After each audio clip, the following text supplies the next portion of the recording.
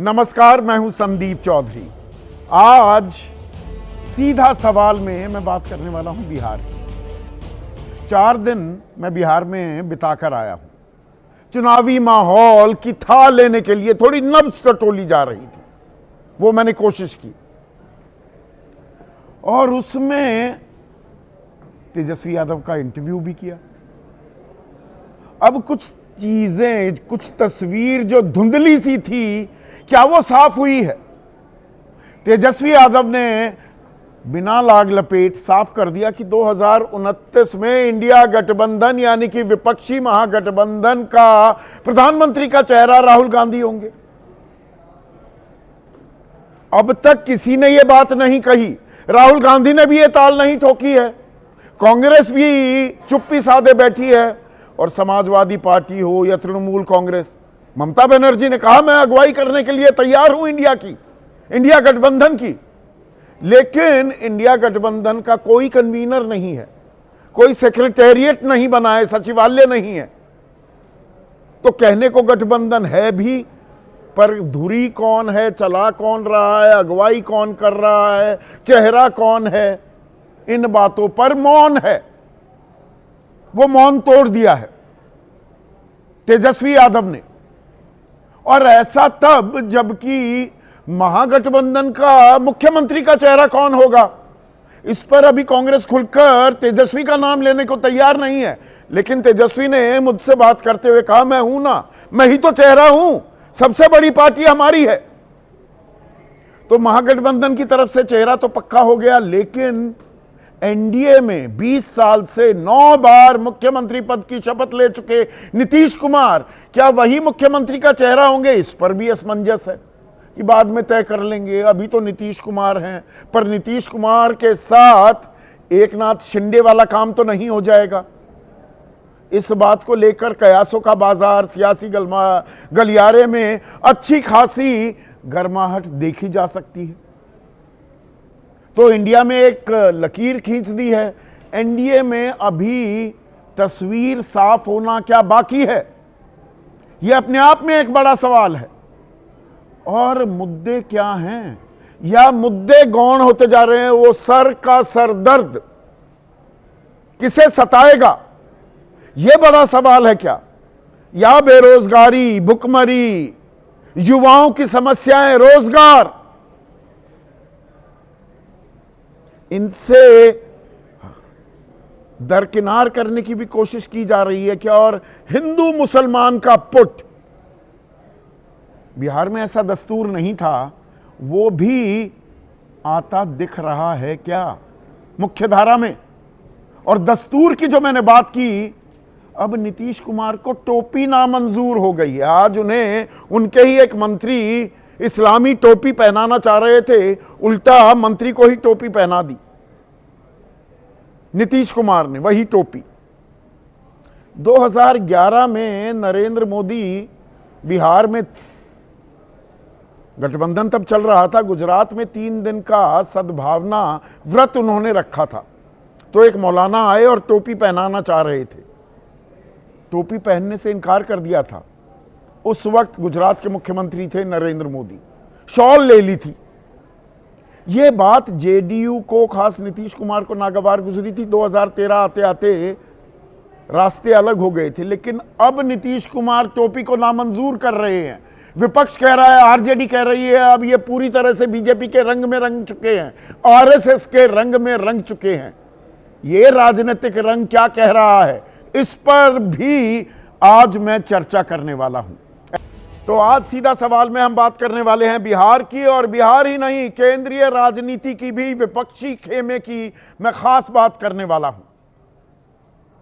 क्योंकि तेजस्वी यादव आरजेडी के सर्वे सर्वा आजकल उन्होंने साफ कर दिया है कि 2029 लड़ाई अभी विधानसभा चुनाव की हो रही है 2025, लेकिन 4 साल बाद का ऐलान कर दिया है, घोषणा कर दिया है तेजस्वी यादव ने, यह कहते हुए कि प्रधानमंत्री पद के उम्मीदवार विपक्ष के तो राहुल गांधी हैं। किसी और दल ने अभी यह बात नहीं कही है। और यह बात मुझसे एक्सक्लूसिव बातचीत में तेजस्वी ने कही। सुनिए,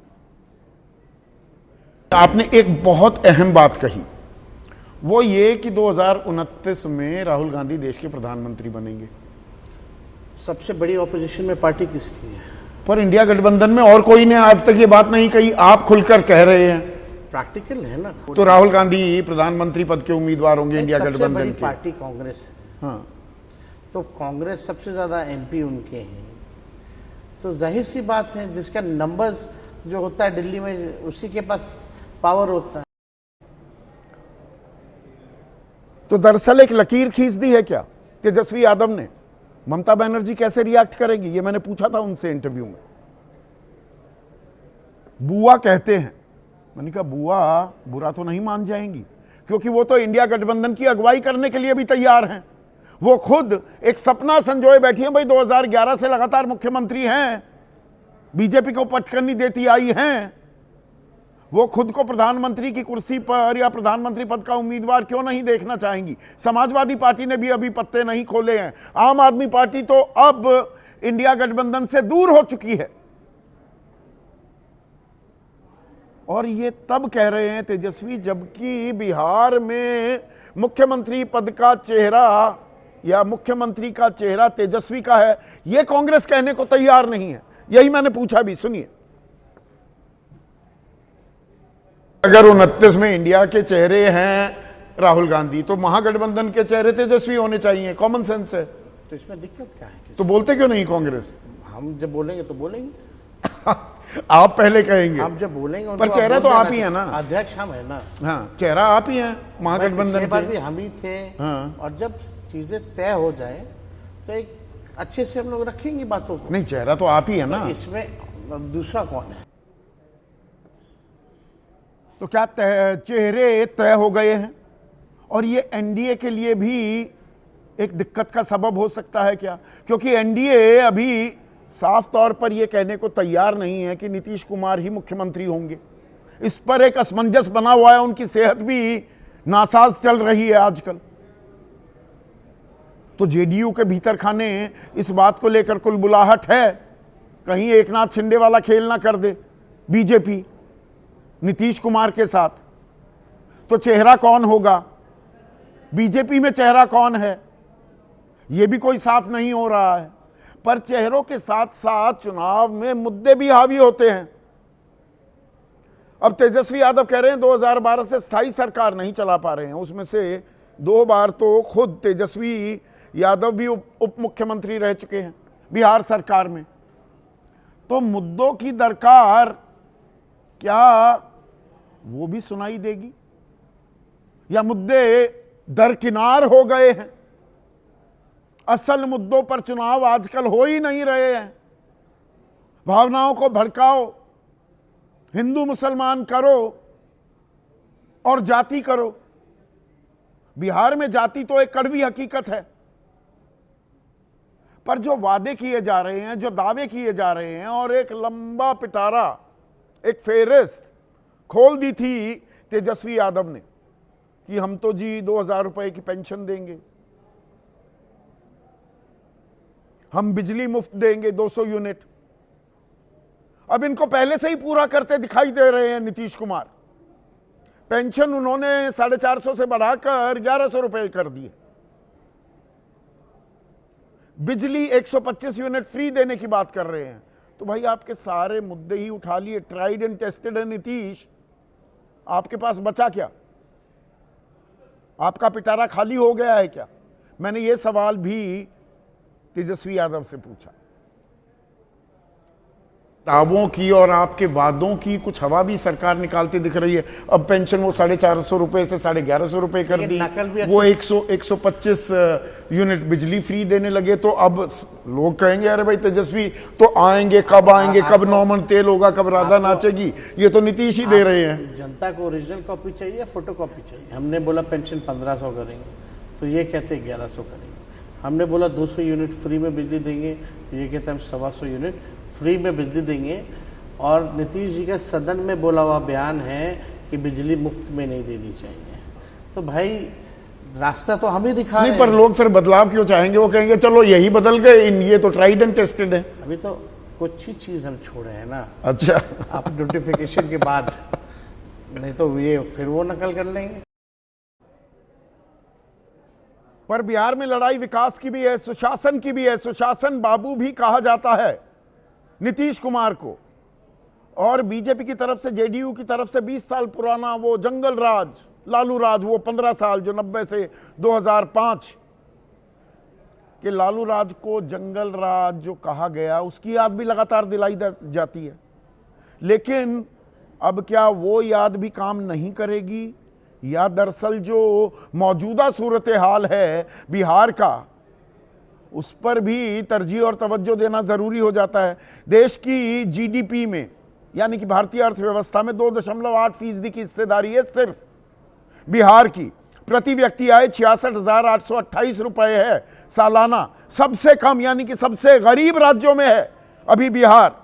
गरीबी रेखा के नीचे 34% लोग रहते हैं। साक्षरता महज 61.8% है।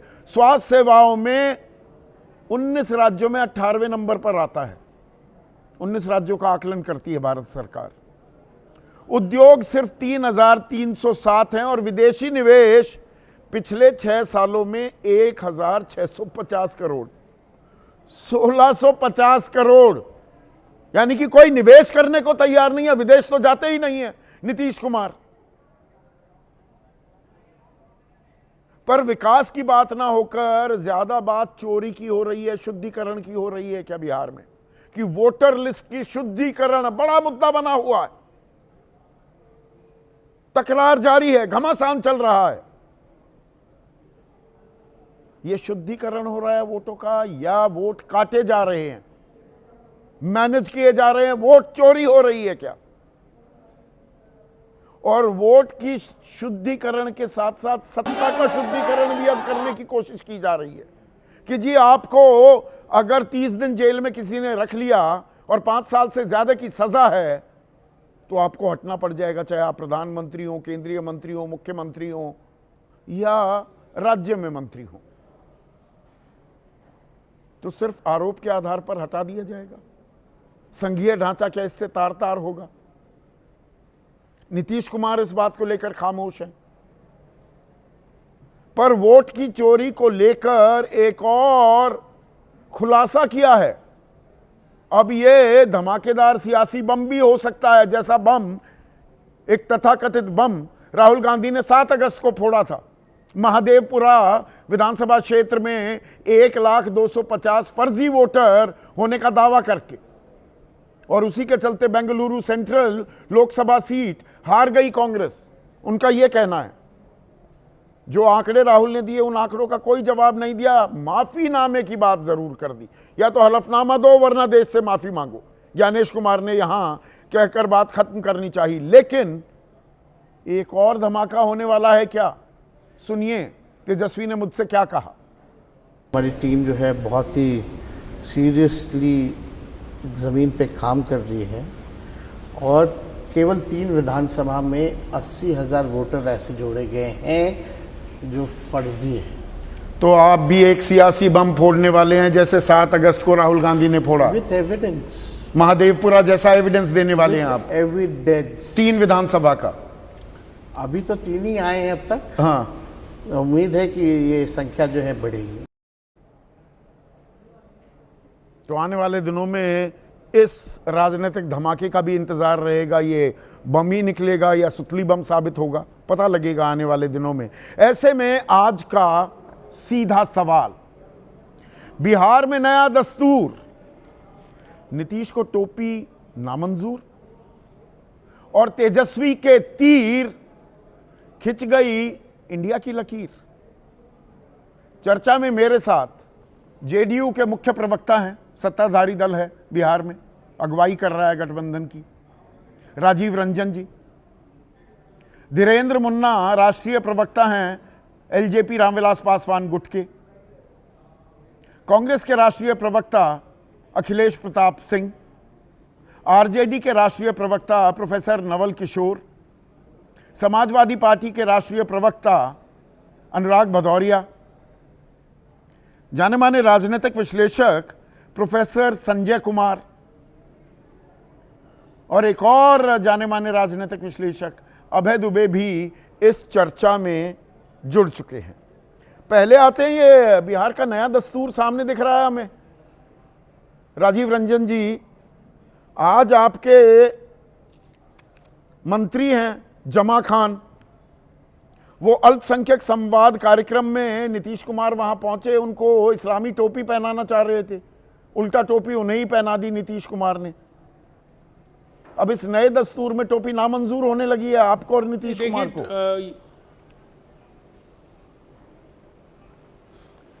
देखिए, टोपी और टीका, जब उन्होंने सीता जी की के मंदिर के निर्माण की के समय जब उन्होंने टीका नहीं लगाया था, तब भी सवाल खड़े हुए थे।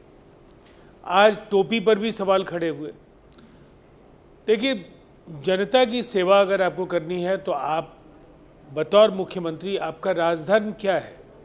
राजधर्म है प्रतीकों की बजाय जनता के सभी वर्गों, सभी समूहों, सभी धर्मों, सभी जातियों का न्याय के साथ विकास सुनिश्चित करना। और बखूबी नीतीश कुमार जी ने इस दायित्व का निर्वहन किया। आंकड़े कई आते हैं। जब हम विरासत में मिला जो खाली खजाना था और जो बदहाल तस्वीर बिहार की थी, वहाँ से जब हम अपनी यात्रा की शुरुआत करते हैं और आज यहाँ पहुँचे हैं, ये आसान सफ़र नहीं था, लेकिन नीतीश कुमार जी ने एक मुश्किल चुनौती को अवसर में बदला और निसंदेह वो तमाम नहीं, वो काम किया है। मैं अभी उस पर आ ही नहीं रहा हूं। मैं पहले एक विचारधारा, आपकी विचारधारा, आप बहुत पक्के धर्मनिरपेक्षवाद की पैरवी करने वाली पार्टी हैं, वो आपकी तासीर है, आपका डीएनए है। 2011 में जब गुजरात के मुख्यमंत्री थे नरेंद्र मोदी जी, वो एक कार्यक्रम, मतलब व्रत कर रहे थे, सद्भावना व्रत रख रहे थे। एक मौलाना ने उन्हें टोपी पहनाने की कोशिश की थी, टोपी नहीं पहनी थी। उस वक्त भी आप लोगों ने प्रतिक्रियाएं दी थी, जेडीयू को ये नागवार गुजरा था कि ऐसे नहीं होना चाहिए। अब आरजेडी कह रही है आप एक धर्म विशेष का अपमान कर रहे हैं और आप तो आरएसएस और बीजेपी के रंग में रंग गए, उनकी बोली बोलने लगे हैं, उनकी तरह चलन करने लगे। देखिए, सबसे पहली बात तो है कि अब हर सवाल में कुछ न कुछ ढूंढने के पीछे, अगर आपको ये पता है कि आपकी वापसी नहीं हो रही है, तो आप हर दिन कोई ना कोई व्यक्तिगत आरोप मढ़ते रहेंगे। लेकिन बड़ा सवाल क्या है? उन्होंने तो माँ सीता के मंदिर के भव्य निर्माण के पूजन के अवसर पर, जब बाजाबता उनको टीका लगाया जा रहा था, उन्होंने उसका टीका भी नहीं लगाया था। आज उन्होंने टोपी, ये स्नेह का एक बंधन है, उन्होंने जमा खान को वो टोपी पहनाई, तो एक तरह से उन्होंने जमा खान को जो स्नेह और आदर दिया, उसकी अभिव्यक्ति भी इससे होती है। लेकिन मैंने क्या कहा? देखिए, मुसलमानों की चिंता, हिंदुओं की चिंता, सिखों की चिंता, जैन, बौद्ध, जो भी बिहार में या ईसाई समुदाय के लोग हैं, अगर आप उनसे बातें करेंगे तो सब ये मानते हैं कि नीतीश कुमार जी ने बगैर किसी भेदभाव के, बगैर किसी दुराग्रह या आग्रह के सबका विकास सुनिश्चित किया है। चाहे वो आप अगर देखें, सिखों के गुरु नानक की स्मृति में जो बड़े कार्यक्रम हुए, गुरु गोविंद सिंह की स्मृति में बड़े कार्यक्रम हुए, जैन धर्मावलंबियों के कार्यक्रमों में भी उसी तरह से तैयारियों में हम लोग लगते हैं। बौद्ध धर्मावलंबियों के लिए कालचक्र का आयोजन होता है। ये मुस्लिम वोट बैंक की लड़ाई शुरू कर दी है क्या? इसीलिए राजनीतिक आरोप लगा रही है आरजेडी, क्योंकि नीतीश कुमार, देखिए, आप लोग वक्फ कानून को लेकर भी वो बीजेपी के साथ जाते हुए दिखाई दिए। सर की जो ये प्रक्रिया चल रही है, ये पुनरीक्षण चल रहा है, इसमें घुसपैठिए, ये बीजेपी लगातार आरोप लगा रही है, आप उस पर खुलकर कुछ बोल नहीं पा रहे हैं। 65,64,000 जो ये मत काटे गए, या अब नाम उनके सार्वजनिक किए जा रहे हैं सुप्रीम कोर्ट की फटकार के बाद, ये सब कुछ सामान्य प्रक्रिया हो रही है क्या? इनसे कुछ सवाल उठने लगे हैं जो आपको असहज करते हैं, राजीव जी? देखिए, हर सवाल पर सनसनी पैदा करना विपक्ष की आदत में शुमार हो गया। मैं कुछ बातें कहूँगा। अब चूंकि पैनल में कई बार मैंने CSDS के संजय कुमार जी के साथ बहस की है, ये एक दुर्भाग्यपूर्ण पक्ष है कि मुझे उस वाक़ये का भी जिक्र करना होगा, लेकिन जिस महाराष्ट्र चुनाव को लेकर, जिस तरह से मतों के हेराफेरी को लेकर बहुत तरह के आरोप लगे, उन्होंने ट्वीट भी अपना डिलीट किया, माफ़ी भी मांगी। अब महाराष्ट्र पुलिस ने प्राथमिकी भी दर्ज कर दी है। दूसरी तरफ सुबोध कुमार, जिसको नवादा की रैली में वोट अधिकार यात्रा के दौरान राहुल गांधी ने अपनी गाड़ी पर बुला करके कहा कि इनका वोट भी कट गया, और सुबोध कुमार ने बार बार ये कहा कि उनका वोट कट गया, जबकि हकीकत क्या है, फैक्ट चेक जब ECI ने किया तो मालूम हुआ कि ये उस मतदान केंद्र का मतदाता था ही नहीं, ये BLA था। और BLA के हैसियत से जो उसे वहाँ डिलीशन को लेकर के जब नाम काटे जाने की जो सूची उसको उपलब्ध कराई जा रही थी, उससे कोई आपत्ति नहीं, ये 13 आंकड़ा मेरे आंकड़े की लड़ाई हो रही है ना करके घूम रहे हैं। राजीव जी, 13 आंकड़ा मेरा आंकड़ा, और माफी मांगो, जो भी हलफनामा आप दो, कह रहे हैं, देखिए घुसपैठ, ये वोट चोरी के आरोप अनुराग ठाकुर ने भी लगाए, उनसे तो हलफनामे की बात नहीं कर रहे हैं ज्ञानेश कुमार। देखिए, मैं जो बातें कहना चाहता हूं मैं अपने तरीके से ही कहूंगा, और मैं ये मानता हूं SIR बिल्कुल सही दिशा में हुआ। आज 7 करोड़ 24 लाख सोची समझी रणनीति के तहत विपक्ष कह रहा है मुसलमानों के वोट काटने की साजिश है ये। देखिए, एक बात तो है ना कि अब आप जिलावार आंकड़े देख लीजिए, और जिन्हें अल्पसंख्यक बहुल जिले लोग मानते हैं, उन जिलों में मतदाता उस तरह नहीं कटे जो बाकी जिलों में कटे। सबसे ज़्यादा मतदाताओं के नाम अगर नहीं है वो पटना जिला है, और सबसे कम जहां नाम कटे वो शिवहर। तो ये अनर्गल आरोप लगा रहे हैं। पर एक चीज तेजस्वी यादव ने तो साफ कह दिया, मैं हूं ना, मैं हूं चेहरा। NDA का चेहरा नीतीश कुमार ही है। नीतीश कुमार ही मुख्यमंत्री होंगे सरकार अगर आपकी फिर से बनती है। इसमें दो राय कहाँ है? बीजेपी खुलकर कह क्यों नहीं रही कि वही मुख्यमंत्री के चेहरा है, वही मुख्यमंत्री होंगे? बनाई गई है, मैं वही बोल रहा हूं। बिल्कुल, मैं जनता दल यूनाइटेड के राष्ट्रीय प्रवक्ता और NDA के एक नेता के तौर पर सार्वजनिक तौर पर आपके इस कार्यक्रम में कह रहा हूं, नीतीश कुमार जी के नेतृत्व में चुनाव लड़ेंगे, सरकार की अगुवाई भी वही करेंगे, वही 2025 से 30 फिर से नीतीश। और इसीलिए 14 टीमें NDA के 5 घटक दलों की बनी है, जिसमें 7 वरिष्ठ नेता बिहार के विधानसभा क्षेत्रों में। तो नीतीश कुमार ही मुख्यमंत्री बनेंगे आपकी सरकार बनी तो। 100 सीट से कम पर आप तैयार तो नहीं होंगे। 100 सीट पे लड़ेंगे ना आप, जो पिछली बार वाला फॉर्मूला था 103 101। देखिए, एक बात बिल्कुल साफ है संदीप जी, सीट शेयरिंग की औपचारिक प्रक्रिया भी शुरू ही नहीं हुई है, और इसीलिए किसी भी संख्या की पुष्टि करना अभी हमारे लिए संभव नहीं है। इसलिए कि जिसकी एक औपचारिक शुरुआत पर लड़ेगी उससे 1-2 ऊपर 1-2 नीचे, बस उतना ही फर्क होगा ना। हमारे यहाँ कोई असमंजस नहीं होगा, नहीं है कोई असमंजस। और आप देख सकते हैं लोकसभा या 2020 के चुनाव में कोई असमंजस नहीं होगा। चलिए, कोई असमंजस आपके बीच नहीं है, पर इंडिया गठबंधन में थोड़ा असमंजस था, वो दूर करते दिख रहे हैं क्या? तेजस्वी सीधा कह दिया 2029 के प्रधानमंत्री पद के उम्मीदवार राहुल गांधी, भाई सबसे बड़ी पार्टी है। हम लोग क्या कभी कोई असमंजस नहीं रहा है, असमंजस ही असमंजस है, कभी नहीं रहा है। ये असमंजस बनाने का प्रयास लोग करते हैं कि थोड़ी न्यूज। कौन है संयोजक आपका इंडिया गठबंधन का? कहाँ है वो सचिवालय? अरे सचिवालय कहाँ वो समन्वय बैठक? अरे सचिवालय संयोजक तो बहुत से लोग बना के बड़े बैठे हैं। लड़ कौन रहा है जमीन पे? जनता की आवाज कौन है? इंडिया गठबंधन है, संसद से लेकर सड़क तक। सचिवालय बना लिया तो क्या आप आवाज बन जाएंगे?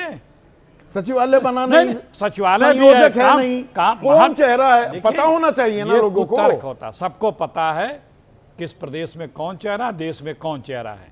और देखिए, जनता को चाहिए कि उसकी बात कौन। तेजस्वी ने लकीर की अब आप बोलने नहीं दे रहे हैं। अरे आप ही से तो बात कर रहे हैं। हाँ, तो आप हम ये कह रहे हैं कि जनता को क्या चाहिए? जनता को चाहिए कि उसकी लड़ाई लड़ कौन रहा है, सड़क से संसद तक उसकी बात कौन रख रहा है, उसके हितों के लिए एकदम पुछैटा टाने खड़ा कौन है, वो है इंडिया गठबंधन। चाहे जो प्रदेश हो, संसद से लेकर सड़क तक हम ही तो लड़ रहे हैं, और हम ही लोगों को कुचलने के लिए तो 3 कानून फिर ले आए हैं।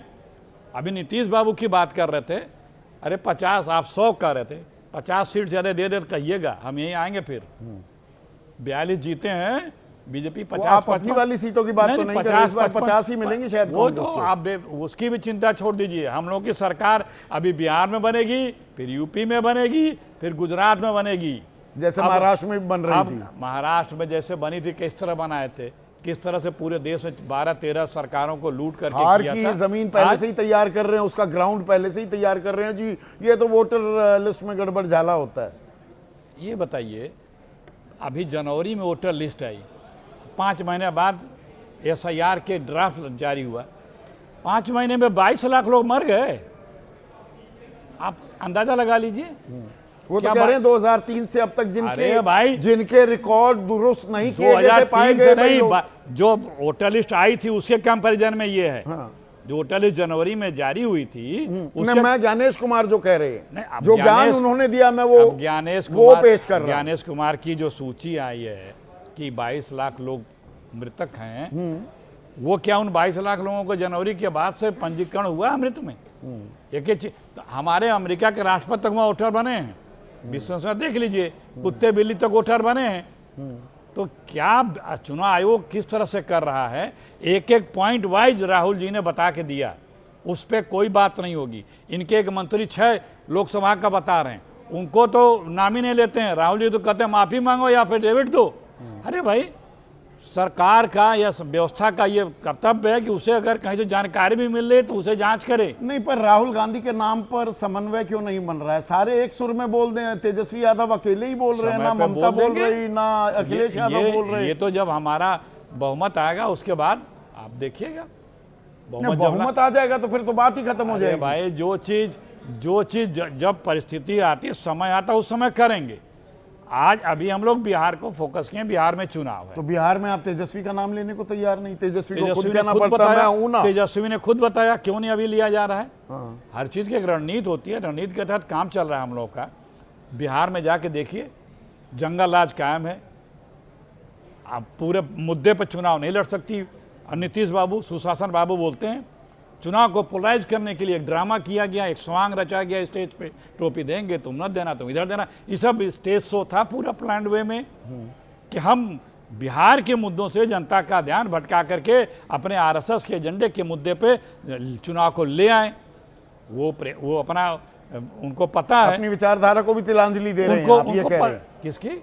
अपनी विचारधारा को तिलांजलि दे चुके हैं। वो तो 8 बार, जो 8 बार पलटी मारा हो सुबह से शाम तक, उसकी विचारधारा कौन सी होगी, अंदाजा लगा सकते हैं। दूसरे, अब जो है जंगल राज तो है ना, कितनी हत्याएं हो रही हैं, कितना भ्रष्टाचार हो रहा है, क्या क्या चीजें नहीं उभर के सामने आ रही हैं, उस पे बात ना हो चुनाव में।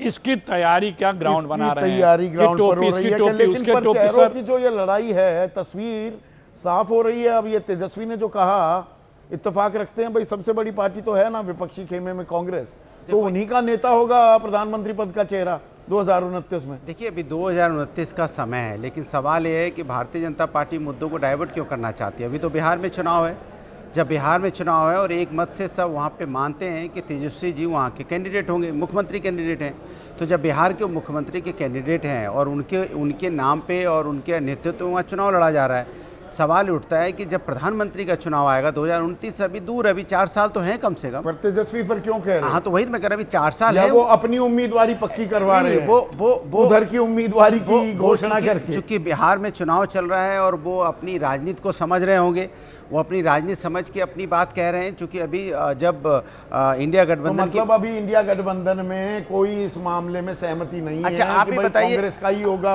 अच्छा, और कांग्रेस फिर तय करेगी तो वो राहुल गांधी ही होगा। नहीं, आप मेरी बात नहीं समझे। अभी 4 साल चुनाव को हैं, 4 साल चुनाव को है। नहीं, फिलहाल तो फिर वो बोलने को तैयार नहीं है ना, यही तो इसलिए बोलने को तैयार नहीं, मतलब इसलिए नहीं हूँ चूंकि इंडिया गठबंधन है, एक गठबंधन है।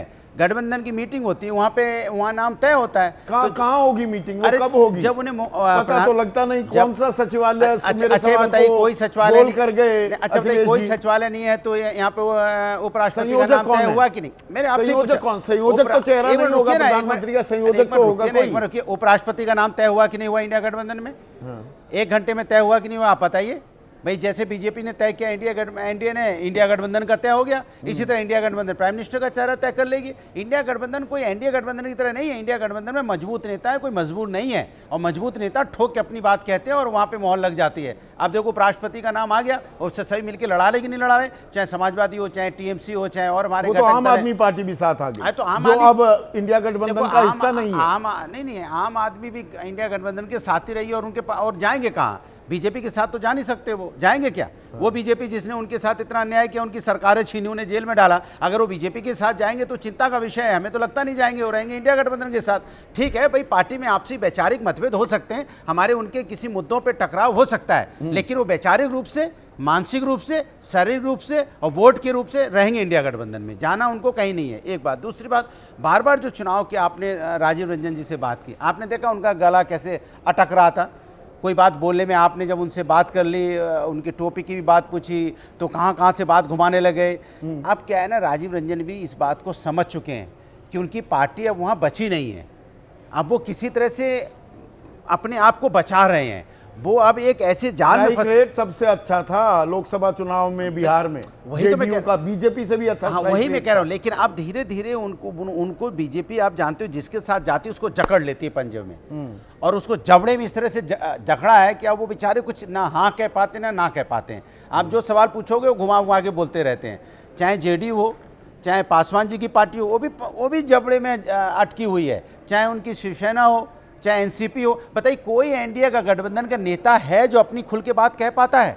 नहीं कह पाता। वो सिर्फ इसमें बल्कि मैं वो सिर्फ हाथ उठाने आता है। अगर बीजेपी कुछ कह देते हैं, हाँ सर हैं, बस हाथ उठाएं, परमानेंट उठाएं, हाँ सर आपके साथ हैं सर जो कह दिया सर। तो उनका अपना कभी आपने तो इसलिए मुख्यमंत्री का चेहरा नहीं बनाने को या वो घोषणा करने को तैयार अभी कहाँ किया, बताइए ना बीजेपी। नहीं, उसमें देखिए अपनी तरफ से कह रहे हो राजीव रंजन जी, अरे हम आपको यहाँ बोल जा रहे हैं, यहाँ अरे स्टूडियो में बोल रहे हैं, आप कैमरे पे बोल रहे हैं, लेकिन आपके साथी बीजेपी नहीं बोल रही है। सवाल तो ये है, दिक्कत ये है कि आपको आपके साथ क्या होने वाला है इसका चिंता शायद आपको उसका आभास भी ना हो। भाई जैसे महाराष्ट्र में हुआ ना, आपने देखा ना, जब कितना मजबूत था तब हुआ। या तो भारतीय जनता पार्टी अपने सहयोगी दलों को खा जाती है, वो सहयोगी दलों की आइडियोलॉजी भी खत्म। पर इंडिया की भी अपनी दिक्कतें हैं। नहीं, एक चीज मानिए, बिहार में सरकार बन रही है इंडिया गठबंधन की, ये तो मान के चलिए, अभी आने वाला वक्त बताएगा। नहीं, आप तो होके आए हैं ना, आपने अभी तो मन ही नहीं बना लोगों का, जो मैंने पाया अभी 4 दिन में। मन नहीं बना मतलब क्या होता है? अच्छा रुक तो जाइए, सरकार में मन नहीं बना मतलब है कि मन बना है। अच्छा, मन सरकार के डर से, जो आजकल वोटर बहुत होशियार है,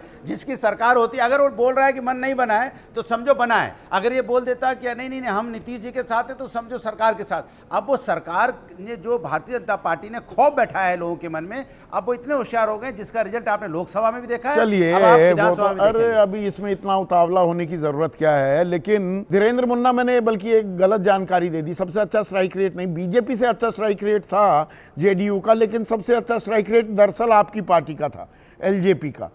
पर अब यहां पर चेहरे तो तैयार हो गए, तय हो गया है। तेजस्वी खुद ताल ठोक रहे हैं महागठबंधन की तरफ से, एनडीए में हो गया, ताल तो ठोक रहे हैं राजीव रंजन भी। उन्होंने कहा नीतीश कुमार ही हैं चेहरा हमारे, और वही मुख्यमंत्री बनेंगे, वही बनेंगे अगर सरकार बनती है आपकी। संदीप जी, एक और आप जानकारी जो दी है उसको मैं चाहूंगा कि करेक्ट कर दीजिए कि कांग्रेस पार्टी के ने पहले अपना मुख्यमंत्री का कैंडिडेट यहाँ बना चुका है। उन्होंने नाम भी घोषणा किया। एक प्रतिष्ठित चैनल पर इंटरव्यू है पप्पू यादव जी का, उन्होंने पप्पू यादव औपचारिक तौर से कांग्रेस नहीं है ना। राजेश राम जी का नाम तो खंडन भी कांग्रेस ने नहीं किया है संदीप जी। अच्छा, तो राजेश राम जी का नाम उन्होंने आगे किया है। और कहीं ना कहीं मैं तो बधाई देता हूं इस बात के लिए कांग्रेस पार्टी को कि इतने दिनों के बाद कुछ तो हिम्मत दिखलाई, अपने प्रदेश अध्यक्ष को मुख्यमंत्री के रूप में पेश किया। हालांकि उनका विषय है, बता देंगे, लेकिन थोड़ा सा वार्म अप हो जाए। उन्होंने नाम पेश कर दिया है। और कहीं ना कहीं तेजस्वी यादव जी अब उसी डर से कह रहे हैं कि अरे विपक्षी प्रधानमंत्री खेमे के की रूप में चिंता छोड़िए ना, अपने बारे में तो बताइए।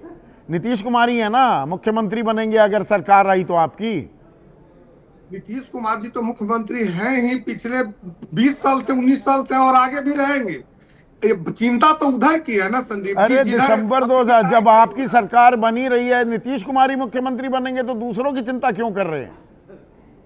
इसलिए कि अभी उसी पर डिबेट कर रहे हैं हम कि मुख्यमंत्री का चेहरा अनाउंस तो कांग्रेस ने कर दिया, हाँ। और राष्ट्रीय जनता दल डर से अब जल्दी से राहुल गांधी जी को मुख्यमंत्री बना करके चाह रही कि कांग्रेस फिर से हमारा कहे। लेकिन आज भी कांग्रेस पार्टी चुप्पी साधे हुए है। पूरे डिबेट में मैंने सुना संदीप जी। हाँ। अब आप बताइए कि हमारे तरफ कंफ्यूजन है कि कंफ्यूजन इंडिया गठबंधन के तरफ में है? कंफ्यूजन, चेहरे ये पर जिस तरह से- कंफ्यूजन, मुद्दों को लेकर कंफ्यूजन। वो पेंशन देने की बात करते हैं 2000 रुपए की, 1100 रुपए की आप तत्काल देते हुए दिखाई देते हैं, पहले याद नहीं आती। 200 यूनिट बिजली फ्री देने की बात करता है महागठबंधन, 125 यूनिट फ्री देने लगते हैं, पहले कहते हैं अरे जी ऐसे कैसे मुफ्त में बिजली कैसे दे देंगे। आप तो कॉपी एंड पेस्ट कर रहे हैं यहाँ पे। अब मैं बताना चाहता हूं संदीप जी, कॉपी और पेस्ट आदरणीय तेजस्वी यादव जी, हमारे पार्टी का vision Bihar first, Bihari first, जो 2019 में आदरणीय चिराग पासवान जी ने दिया, उसी की कॉपी वो कर करके अपना बना रहे हैं। बिहार ये फर्स्ट, पूरा बिहार हत्याओं में भी फर्स्ट आ रहा है। जंगल राज की बात तो चिराग पासवान कर रहे हैं, नीतीश कुमार में अविश्वास प्रस्ताव दे रहे हैं वो, और आप कह रहे हैं मुख्यमंत्री नीतीश कुमार ही होंगे। मैं कह रहा हूं कि पहले जो इन्होंने कहा कि ये सरकार नकलची है, तो मैं बता रहा हूं ना कि ये जो घोषणाएं बीच थी, में नहीं, ये बीच तो में हमारी नहीं। पार्टी की थी। ये बिहार फर्स्ट, बिहारी फर्स्ट का विजन को कॉपी किया है। हाँ। आप उसको उसकी कॉपी कहिए तो मैं भिजवा देता हूं। जितनी भी सरकार घोषणाएं कर रही है तो बिहारियों के सुधार के लिए ही हो रहा है ना, बिहार के स्तर को ये सुधारने सुधार के लिए अभी हो रहा क्यों है। याद आ रहा है? सवाल वहां पर है ना, रोजगार की बात। रोजगार तो तेजस्वी ने बड़ा मुद्दा बनाया था पिछले चुनाव में। अब इस बार यकायक प्रधानमंत्री को भी याद आई, लाल किले की प्राचीर से वो रोजगार योजना एक शुरू कर रहे हैं। 1 लाख करोड़ की 3.5 करोड़ रोजगार 2 साल में दे देंगे। वो हर साल 2 करोड़ रोजगार देने थे, 22 करोड़ रोजगार तो दे ही दिए। जब रोजगार देने की बारी आई थी तब तो तेजस्वी जी जमीन ले रहे थे। अच्छा। आज वो तरह तरह की घोषणाएं कर रहे हैं, आज जमीनी बातें कर रहे हैं। और उप मुख्यमंत्री कहाँ ये सब चीजों को तय करते हैं? संदीप जी, आप इतने वरिष्ठ आदमी हैं, ठीक है, आप राजनीति के लिए आप वो जो चाहे बोल सकते हैं, लेकिन मुख्यमंत्री जी कैबिनेट के सब अध्यक्ष होते हैं, मुख्यमंत्री होते हैं। तो उन्हीं मुख्यमंत्री के को नेतृत्व में कैबिनेट जब फैसले- जेडीयू से हाथ मिलाया तभी रोजगार की सुध लेने की याद क्यों आई? ये रोजगार नहीं, महिलाओं के आरक्षण की बात हो, चाहे रोजगार की बात हो, देश में सबसे ज्यादा रोजगार अगर दिया गया तो बिहार में दिया गया। इसी हमारे मुख्यमंत्री एक जी के दर्शक नेतृत्व- हैं पीयूष चाचरे, वो कह रहे हैं नीतीश कुमार की छवि मजबूत नेता से मजबूर नेता में बदल चुकी है। अब मजबूर हो गए हैं नीतीश। आप भी मजबूर हैं, जैसे अब बीजेपी जो कहे वही सही मानना पड़ता है आपको। अब भी नहीं, कभी जब भी कोई ऐसी बात रही है तो हम लोगों ने सरकार में रहते हुए भी सरकार में अपनी बातों को रखने का काम किया है। हालांकि उसका बहुत मायने आप लोग मनोज निकाल कुमार लेते कह रहे हैं, एक लेकिन और ये सवाल स्वस्थ- पूछ रहे हैं, नीतीश कुमार को टोपी तो असल में बीजेपी चुनाव के बाद पहनाएगी। ये आज की टोपी टोपी तो चलती रहेगी, असली टोपी तो चुनाव के बाद पहनाई जाएगी। देखिए, ये इंडिया गठबंधन वाले लोग एक दूसरे को इस तरह से करेंगे। हम लोग न जनता को कभी टोपी पहनाते हैं, न किसी के वादे झूठे किए हुए टोपी पहनना चाहते हैं। ये झूठ का खेल उधर ही चलता है। टोपी आस्था का विषय है संदीप जी, इसको राजनीति से क्यों हम जोड़ेंगे? टीका, आस्था का टोपी विषय है, जाति- राजनीति से क्यों जोड़ रहे हैं? किसको टोपी पहना रहे हो टोपी का मुद्दा उठाकर? प्रोफेसर नवल।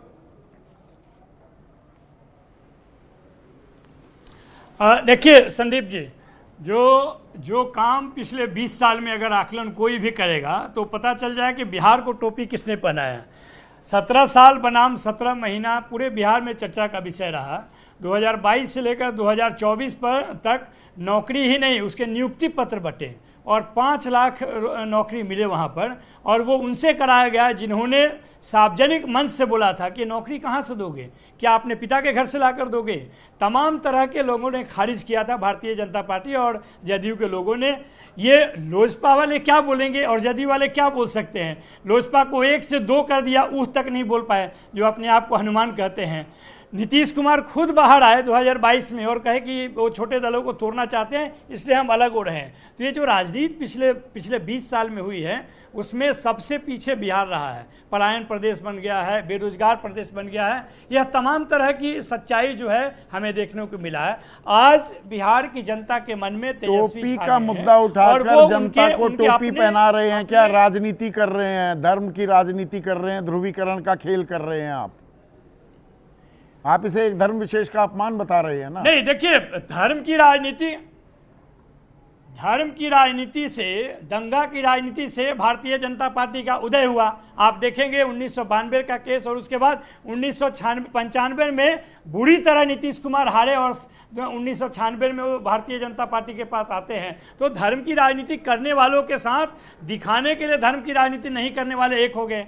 वही रामविलास पासवान जो लगातार उनके खिलाफ बोलते रहे, धर्म के कम्युनलिज्म या संप्रदायवाद के बाद, वो उनके साथ हो गए। हम तो लगातार सेकुलरिज्म, सोशलिज्म, सोशल जस्टिस पे खड़े रहे हैं और अभी भी खड़े हैं। अनुराग गिरी इसी से जुड़ा एक सवाल भी पूछ रहे हैं नवल, वो कह रहे हैं सवाल ये है कि इंडिया गठबंधन सिर्फ SIR के मुद्दे से बिहार की सत्ता हासिल करने में कामयाब हो जाएगा क्या। SIR मतलब आप तो ये कह रहे हैं ना, मुसलमानों के, अल्पसंख्यकों को, आज ही हमारे वोट बैंक को काट रहे हैं।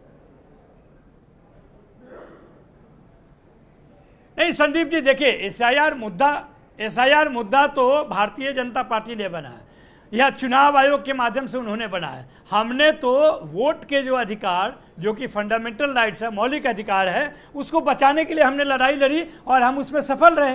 पर 7 करोड़ 20 लाख लोगों के पास तो अपना वोटर ID है, उनके लिए ये मुद्दा ही नहीं है, वो क्यों परेशान होंगे। आप सबसे बड़ा मुद्दा जो बना रहे हैं, तेजस्वी ने कल मेरे साथ जो इंटरव्यू में वो एक तथाकथित धमाके की भी जो बात की है कि 3 विधानसभा क्षेत्रों में कैसे 80-80 हज़ार तक फर्जी वोटर बनाए गए हैं, हम एक और वो खुलासा करने वाले हैं। ये ओवर डिपेंडेंस तो नहीं हो रही है SIR पर आपकी, RJD की, महागठबंधन की? नहीं, RJD और महागठबंधन दोनों सवाल मजबूती से उठा रहा है। रोजगार का, पलायन का, बेरोजगारी का, उद्योग का, ये तमाम तरह के मुद्दे हम उठा नहीं रहे हैं, हमने स्थापित किए हैं। मोदी बना मुद्दा 2020 में स्थापित हुआ। मोदी लोग कर रहे थे, भारतीय जनता पार्टी, जदयू, और हमने मुद्दा बनाया पढ़ाई, कमाई, सिंचाई, दवाई और कार्रवाई का, और उस मुद्दों पे आधार पे हम चुनाव जीत गए थे, लेकिन हमें हराया गया। उस समय भी चुनाव आयोग ने बेईमानी किया और बेईमानी होने दिया, नहीं तो हम सरकार में आ गए थे उसी समय। अब जब ये SIR के माध्यम से, SIR में एक्चुअली में SIR नहीं था, यह वोट चोरी का ही एक प्रयास था। क्यों? क्योंकि उन्होंने पूरा काम करके जब SSR के माध्यम से वोटर लिस्ट जनवरी में दे दिया और 5 महीना तक काम करने के बाद, हम तफसील से काफी चर्चा कर चुके हैं, यानी कि वोट चोरी एक बड़ा मुद्दा है, आप ये कह रहे हैं। प्रोफेसर संजय कुमार, ये चेहरों को लेकर एक जो लकीर खींची है तेजस्वी ने इंडिया गठबंधन में कि राहुल गांधी प्रधानमंत्री और मैं तो हूं ही ना, मैं हूं मुख्यमंत्री का चेहरा, राजनीतिक संदेश, संकेत क्या मिलते हैं इससे आपको? नहीं, ठीक है, राहुल गांधी जी को उन्होंने प्रधानमंत्री का चेहरा बताया। एक गठबंधन का एक धर्म भी होता है, अच्छी शुरुआत है, लेकिन क्या कांग्रेस कुछ बोल रही है क्या, एक सवाल तो है। कृष्णा अल्लाह बरू जी से, अभी जो बिहार के प्रभारी हैं, उनसे पूछा गया कि क्या तेजस्वी जी मुख्यमंत्री होंगे, तो उन्होंने कहा कि जनता मुख्यमंत्री तय करती है, विधायक मुख्यमंत्री चुनते हैं। इसको एक तरह से वो स्केप कर गए। तो राहुल गांधी, तो मतलब क्या मैं ये मानूं तेजस्वी, ये मैंने सवाल भी पूछा था कि अपना नंबर पक्का करने के लिए, अपना चेहरा पक्का करने के लिए वो राहुल गांधी को 2000 में, जो अभी अनुराग भदौरिया कह रहे थे 4 साल अभी बहुत लंबा वक्त होता है, उन्होंने पहले ही ताल ठोक दी तेजस्वी ने कि प्रधानमंत्री आप, भाई मुख्यमंत्री मैं। भाई मैं तो कह रहा हूं कि क्या इंडिया गठबंधन के सारे पार्टियों की सहमति बन गई क्या कि राहुल गांधी जी ही प्रधानमंत्री होंगे? और आपने तो, मैं तो देखा था उस इंटरव्यू को, आपने तो ये भी पूछा कि जब ममता बनर्जी जी इंडिया गठबंधन का नेतृत्व करने की बात कर रही थी, उस समय लालू प्रसाद जी ने क्या कहा था कि ममता जी क्या बुरी हैं? उस समय तो राहुल गांधी को लेकर के उन्होंने सहमति नहीं व्यक्त की थी। तो एक सवाल है कि तेजस्वी जी को लग रहा है कि राहुल गांधी स्थापित और कांग्रेस में एक वैसे डिसिसिव लीडर हैं, पर चेहरे को लेकर मतलब ज्यादा तालमेल क्या महागठबंधन में दिख रहा है? एनडीए में अभी वो तालमेल नहीं दिख रहा है। राजीव रंजन ने भी कहा नहीं नीतीश कुमार ही चेहरा है, पर कहां कह रही है बीजेपी? अभी ये कहने को कहां तैयार है? नहीं, बिल्कुल नहीं बीजेपी बोल रही है, बीजेपी बिल्कुल नहीं बोल रही है। जेडीयू जरूर कह रही है कि 25 से 30 और फिर से नीतीश। ये बीजेपी अपने तरीके से चुप है, जेडीयू बोल रही है, लेकिन नीतीश कुमार ही मुख्यमंत्री होंगे अगले बार। ये ऐसा पिछले 20 सालों में कभी नहीं हुआ। ये गिवन माना जाता था कि नीतीश जिस भी गठबंधन में हो, वो महागठबंधन में भी थे जैसे 2015 में, चेहरा तो नीतीश ही होंगे। ये पहली बार हो रहा है कि इस बात को लेकर असमंजस बन गया है। और कई जो बड़े नेता हैं बीजेपी के, उनसे भी अलग अलग प्लेटफॉर्म पर यह सवाल पूछे गए कि क्या नीतीश कुमार ही चेहरे होंगे। अमित शाह जी से बड़े नेता कौन है वहाँ भाई? और अमित शाह जी ने ही एक इंटरव्यू में कहा कि टाइम बिल से। तो टाइम बिल से का क्या मतलब है? जब आप हर बार आपके गठबंधन के चेहरे नीतीश कुमार होते हैं, फिर समय क्या बताएगा? तो इसको लेकर के तो एक असमंजस की स्थिति है। एक बात तेजस्वी जी ने कही, उस बात से मैं भी सहमत हूं कि जब कोऑर्डिनेशन कमेटी का चेयरमैन उनको बना दिया गया तो ठीक है, एक सीटों को दबाव को लेकर के, जो सवाल आपने पूछा भी था, सीटों को दबाव को लेकर के चाहे थोड़ा और वक्त लगे, लेकिन तेजस्वी एक चेहरे के तौर पर होंगे बिहार में, इससे कौन इनकार कर सकता है? इंडिया गठबंधन को लीड तेजस्वी करेंगे। ईश्वर दास है हमारे दर्शक, ये सवाल लीजिएगा, पीसीआर वापस लीजिएगा। वो ये कह रहे हैं कि 4 पार्टियां चुनाव लड़ रही हैं इस बार बिहार में, और उसमें 4 पार्टियों में वो कह रहे हैं बीजेपी, कांग्रेस, आरजेडी और चुनाव आयोग। चुनाव आयोग को एक राजनीतिक दल बना दिया है। ईश्वर दास हमारे दर्शक हैं। प्रोफेसर संजय जी, नहीं देखिए, चुनाव आयोग में उसको अधिकार है वो इंटेंसिव रिवीजन करे, वो स्पेशल इंटेंसिव रिवीजन करे, समरी रिवीजन करे, लेकिन मतदाताओं को लेकर के एक नैरेटिव तो बनाया ही गया कि अगर 65 लाख वोट कटे तो सुप्रीम कोर्ट ने भी ठीक है इंटरिम वर्डिक्ट ही दिया है, लेकिन इंटरिम वर्डिक्ट में ये तो कहा कि आप इसको ट्रांसपेरेंट कीजिए, इसको आप जो सोशल मीडिया है या जो आपके समाचार पत्र हैं या टेलीविज़न है उस पर सार्वजनिक तो कीजिए कि ये 22 लाख लोग कौन हैं, ये जो अस्थाई पलायन कर गए हैं वो तो किया जा रहा है। ओवर डिपेंडेंस तो नहीं हो रही है। एसआईआर की इतनी गूंज सुनाई दे रही है क्या सड़क पर? मैंने भी लोगों से बात की, 4 दिन था मैं बिहार में, लोग ऐसे कोई इतने ज्यादा परेशान नहीं दिख रहे हैं कि भाई मेरा वोट का हक मारा गया तो क्या हो जाएगा और सर्वनाश हो जाएगा। ऐसी गूंज नहीं सुनाई दी मुझे। एक नहीं, मैं बता रहा हूं कि जो मौलिक सवाल हैं, जो मुख्य मुद्दे हैं, जिसमें बेरोजगारी एक बड़ा मुद्दा है बिहार के लिए, 40% लोग आज भी बेरोजगारी को लेकर के उनके मन में सवाल हैं, पार्टियां जो सत्ता में आए। 25 से 30% लोग स्वास्थ्य और शिक्षा को लेकर के हैं कि हमारी शिक्षा का क्या होगा, हमारे स्वास्थ्य का क्या होगा। एसआईआर का, लॉ एंड ऑर्डर को लेकर के 15 से 20% लोग चिंतित हैं। एसआईआर की गूंज सुनाई पड़ रही है, लेकिन जो नैरेटिव बनाने की कोशिश की जा रही है और कोशिश किया जा रहा है कि जो मौलिक मुद्दे हैं, आपने बात की, कुल मिलाकर 1046 डॉक्टर्स के पद हैं और तैनात कितने हैं? 209। खाली कितने पड़े हैं? 837। 80% स्थान खाली हैं। प्राइमरी हेल्थ सेंटर्स में 35% डॉक्टर्स की कमी है। 4505 है सैंक्शन और खाली पड़े हैं 1560। और ये मुद्दे नहीं बन रहे हैं। मुद्दा जो बनाने की कोशिश, 1 मिनट अभय दुबे, मुद्दा ओवर रिलायंस की जा रही है क्या स्पेशल इंटेंसिव रिवीजन पर भी? अब तेजस्वी कह रहे हैं हम तो 3 विधानसभा का और एक बम फोड़ने वाले हैं। किस तरह से फर्जीवाड़ा किया गया है, ये फर्जीवाड़ा ही मुख्य मुद्दा बनता दिख रहा है चुनाव का, या दरअसल मुद्दे कुछ और हैं और गूंज किसी और चीज की सुनाई दे रही है? संदीप जी, अभी तो केवल 4-5 दिन ही हुए हैं, ये तो इब्तिदाए इश्क है। आप कल्पना कीजिए कि ये आंदोलन 30-40 दिन तक लगातार इसी तरीके से विभिन्न किसी न किसी रूप में बिहार में चलता है। इंडिया गठबंधन चलाता है, कभी राहुल गांधी यात्रा में दिखाई देंगे, कभी नहीं दिखाई देंगे, कभी कुछ होगा, कहीं किसी न किसी रूप में अगर विपक्ष इस आंदोलन को लगातार चलाता रहा तब क्या स्थिति होगी, इसकी कल्पना हम लोगों को करनी चाहिए। ऐसा नहीं है कि अभी पटना में पूरा एक बड़ा समारोह होकर ये बिहार वोट अधिकार यात्रा समाप्त हो जाएगी और उसके बाद इंडिया गठबंधन इसको दोबारा करेगा ही नहीं इस आंदोलन को, उसके बाद ये नारा लगाएगा नहीं। अगर केवल पटना तक ही चला तब तो इसका कोई प्रभाव नहीं पड़ेगा, आप बिल्कुल ठीक कह रहे हैं, तब तो इसकी गूंज जो थोड़ी बहुत उठी है वो भी दब जाएगी। लेकिन इस आंदोलन को एक लहर में बदलने के लिए लंबे अरसे तक चलाना पड़ेगा। या उसकी धीरे धीरे गूंज सुनाई दे रही है, ये टोपी नामंजूर, ये बिहार में नया दस्तूर।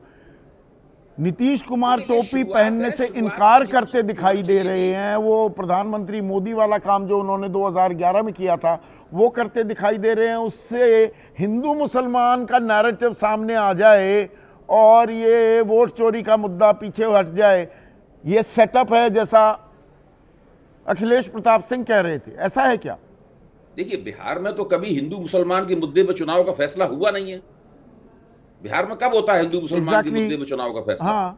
नहीं, बिहार में नहीं होता है। बिहार में जो नॉर्मल इलेक्शन है, नॉर्मल इलेक्शन तो बिहार में वो होता है कि भाई जातियों समुदायों की गिरफ्त में है, सबके नेता तय हैं, सबकी पार्टी निष्ठाएं तय हैं।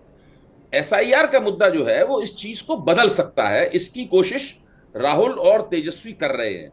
कामयाब होंगे कि नहीं होंगे ये इस बात पर निर्भर करता है कि वो काफी देर तक जैसा 2020 में तेजस्वी ने बेरोजगारी का मुद्दा 10 महीने उसी पे चिपके रहे थे और उसका नतीजा ये था कि सब सत्ता नहीं मिली, लेकिन सबसे बड़ी पार्टी के रूप में RJD आई। बिल्कुल ठीक कह रहे हैं आप। इस यात्रा में बेरोजगारी का सवाल भी बड़ी मजबूती के साथ उठाया जा रहा है। अभी संजय जी जो आपके सामने व्याख्या कर रहे थे उससे मैं कमोबेश सहमत हूं। ये मुद्दा बनने की शुरुआत है। मैं ये नहीं कहूंगा कि मुद्दा बन गया है, लेकिन इसमें मुद्दा बनने की बहुत संभावनाएं हैं, इसको सब लोग समझते हैं। आप प्रशांत किशोर को देखिए, प्रशांत किशोर नीतीश की भी आलोचना करते हैं, तेजस्वी की भी आलोचना करते हैं, राहुल गांधी की भी करते हैं, सबकी करते हैं आलोचना, लेकिन SIR के सवाल पर वो वही बात कह रहे हैं जो राहुल गांधी कह रहे हैं और नाम लेके कह रहे हैं। क्योंकि ये एक ऐसा मुद्दा है जब वोट का नंबर आएगा तो हो सकता है बिहार की जनता तो मतलब अभी गर्माहट की शुरुआत हुई है। मैंने आपसे कहा 4 दिन में वहां रहा तो अभी मन नहीं बना है, तो मन बना रहा है अभी बिहार का मतदाता, और ये मन किस तरफ जाएगा आने वाला वक्त बताएगा।